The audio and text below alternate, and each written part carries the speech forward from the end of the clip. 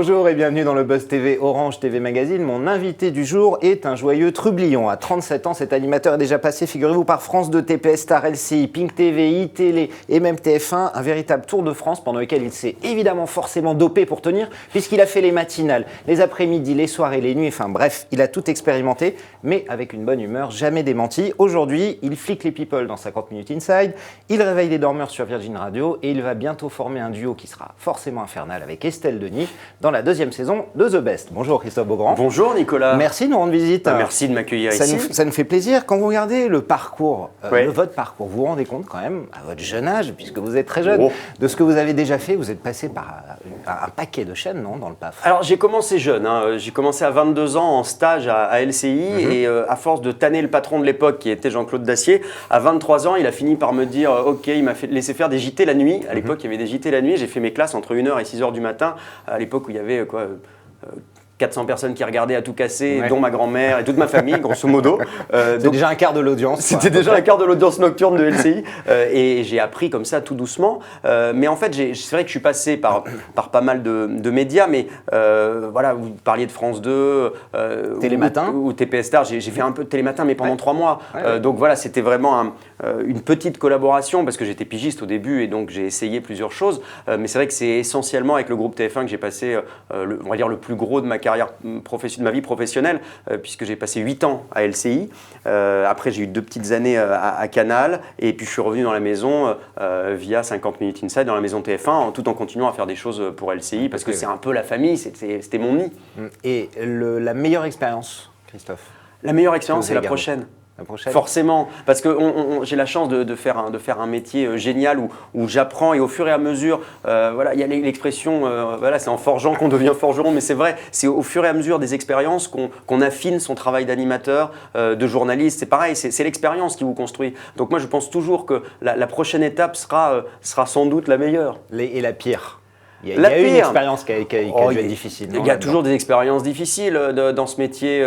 Il y a toujours des souvenirs, on va dire, mitigés. C'est vrai que sur Canal, j'ai pas forcément été hyper heureux. Je me suis beaucoup amusé la première année avec Bruce Toussaint. La deuxième année de la matinale que j'ai faite, l'ambiance était un peu moins bonne sur le plateau. Avec Maïtena. Et puis voilà, donc on m'a proposé ensuite de repartir à TF1. Moi, je fais partie des gens qui pensent qu'effectivement, il ne faut pas rester dans un endroit quand on ne s'y sent pas bien, parce que si c'est pour finir aigri. On a la chance de faire un métier où vraiment, enfin en tout cas, moi c'était un rêve de gosse. Je suis tellement heureux de le faire que j'ai envie de le faire dans des bonnes conditions, dans des conditions qui me conviennent, qui me plaisent. Et du coup, retrouver l'équipe de 50 Minutes Inside à cette époque-là, ça a été vraiment un bol d'air frais pour moi, et je suis ravi de m'y sentir comme un poisson dans l'eau. Christophe, vous avez travaillé avec Nikos, avec Jean-Marc Morandini, avec Ruquier, avec Coé, avec Bruce Toussaint, Maïtena, un grand nombre de stars du PAF. Qui est le plus sympa dans tout cela? Je pense que celui dont je me suis senti le plus proche dans ma vie professionnelle, ça a été Bruce Toussaint, parce qu'on bossait ensemble sur la matinale, et quand on arrive tous les jours à 4h du mat, il y a une espèce de solidarité, de la tête dans le cul, c'est un peu ça. Et du coup, ça rapproche beaucoup. Et puis je pense qu'aujourd'hui, la personne dont sans doute je me sens le plus proche, c'est Nikos, parce que c'est vraiment sans doute la personne la plus loyale que j'ai pu rencontrer. C'est-à-dire que dès que je me pose une question de boulot, un doute, je lui envoie un SMS, il me répond dans le quart d'heure, il est toujours disponible. Moi, je me souviens qu'il y a quelques mois, j'ai eu voilà, des propositions, j'ai douté, il m'a appelé, c'était avant un direct de The Voice. Il m'a répondu jusqu'à 20h55, je devrais peut-être pas dire ça pour se dire il n'est pas pro. Jusqu'à 20h55, il me répondait, je dis mais attends, mais t'as pas une émission là? Et voilà, c'est vraiment un type d'une loyauté, d'une fidélité exceptionnelle, donc je suis. Et je confirme. Ouais, c'est vraiment quelqu'un sur qui on peut compter. Et ça fait plaisir dans ce boulot. Et la pire personne dans toutes celles-là? Maïtena Biraben, vous l'avez dit. La pire, c'est pas la personne avec qui je me suis le plus amusé, on va dire. Non, mais je pense que personnellement, elle est très sympathique. Professionnellement, c'était pas agréable. Voilà. Bien. L'actualité la plus récente, Christophe, c'est The Best, qui arrive le vendredi 18 avril sur TF1. Ce sera la saison 2, produit par Shine Productions, producteur de The Voice. Et vous serez le partenaire d'Estelle Denis, qui l'année dernière présentait seule. Qu'allez-vous faire dans cette émission et qu'allez-vous faire comme misère, j'allais dire, à Estelle Denis? Alors, je ne ferai pas de misère à Estelle. Mais si on le sent, vous allez mettre la pagaille, vous allez faire quelque chose. On se connaît depuis très longtemps avec Estelle, puisqu'on a été étudiants en école de journalisme ensemble, donc ça fait 16 ans qu'on se connaît. Donc, je suis ravi de la retrouver pour le coup, pour mon premier prime sur TF1. Me retrouver aux côtés d'Estelle, qui est vraiment une copine, ça me fait vraiment très plaisir et c'est très confortable. Alors, votre rôle, en fait, qu'est-ce que ça va être? Alors, je vais être en coulisses, en fait. C'est vrai que la première saison de l'émission, le public avait trouvé l'émission magnifique, avec des numéros exceptionnels, mais ça manquait peut-être un peu, on va dire, d'humanité, de proximité avec les candidats. Du coup, on a construit un décor qui s'appelle la loge des artistes, et moi, je récupérais les impressions, les confidences des candidats avant de monter, enfin des talents avant de monter sur scène, et puis ceux qui sont éliminés en sortie, pour avoir un petit peu d'humanité, que le public puisse un peu se sentir proche d'eux. Et du coup, voilà, Estelle, évidemment, va piloter, c'est l'animatrice principale et référence de l'émission. Moi, je suis numéro 2. Estelle va continuer de piloter l'émission depuis le plateau, avec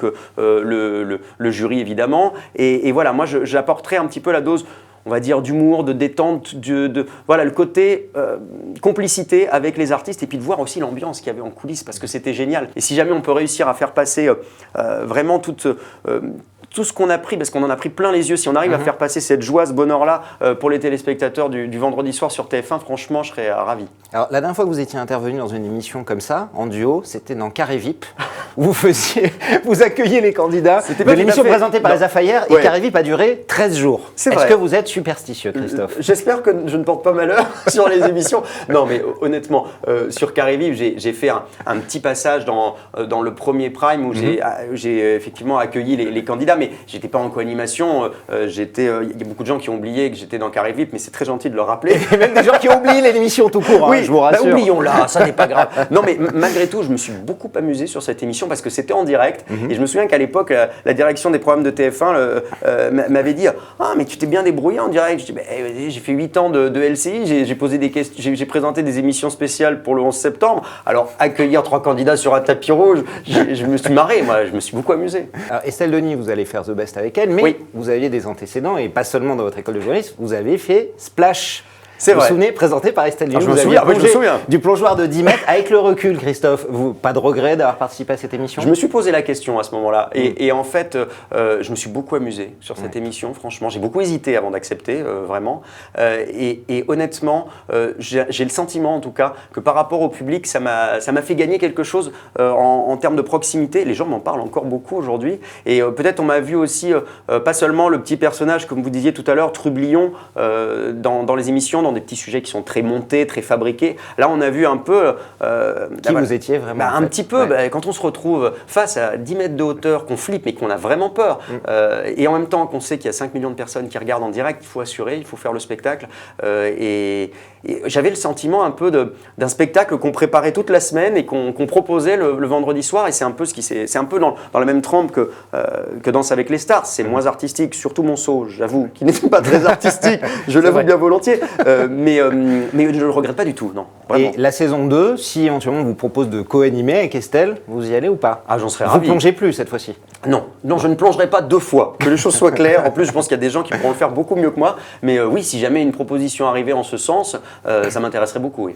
Alors, vous êtes aussi animateur de matinale, je dis, de 6h à 9h sur Virgin Radio. Ça s'appelle Virgin Tonic. Est-ce que c'est un énorme plaisir, cette matinale, ou est-ce que c'est un gros problème de se lever à... Quelle heure vous vous levez? 4h20. Alors, c'est un énorme plaisir parce que je m'éclate tous les matins entre 6h et 9h, et ça me permet aussi de développer ma personnalité, mon univers, et puis surtout, je m'amuse beaucoup avec Émilie, ma co-animatrice, et Florian Gazan.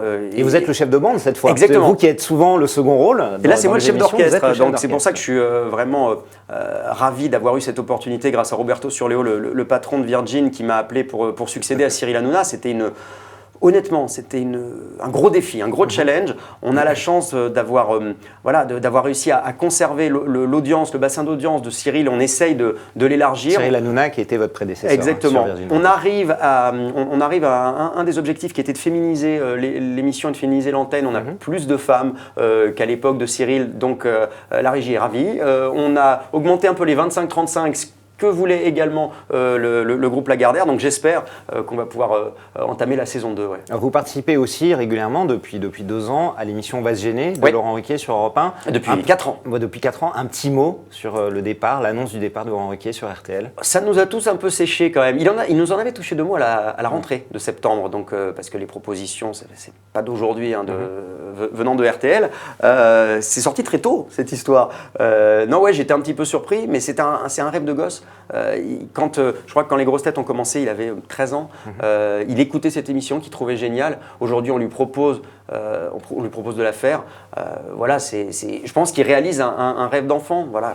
Il a passé 15 ans à Europe. Moi, je me suis énormément amusé à ses côtés. Et, vous êtes déçu? On a l'impression que vous êtes un peu déçu quand même de le voir partir. Ah, mais c'est pas ça, mais c'est que moi, si jamais je signe une deuxième saison de Virgin Tonic dans le groupe Lagardère, je ne pourrais pas aller faire des conneries avec lui sur RTL. Donc voilà, j'ai ce petit regret-là, parce qu'il m'a vraiment ouvert la porte avec beaucoup de générosité. Et c'est quelqu'un qui met en valeur ses chroniqueurs. Et oui, je trouve que... Et puis c'est triste pour Europe. Qui va lui succéder, d'après vous? Je ne sais pas du tout. Il y a beaucoup de noms qui circulent en interne, à Europe, on entend dire des noms. Christophe de Chavannes. Exactement. Christophe Beaugrand. Non, alors non, celui-là, il ne circule pas. Il circule pour d'autres trucs, mais pas pour ça. Il ne peut pas être partout, hein. J'ai beaucoup de travail.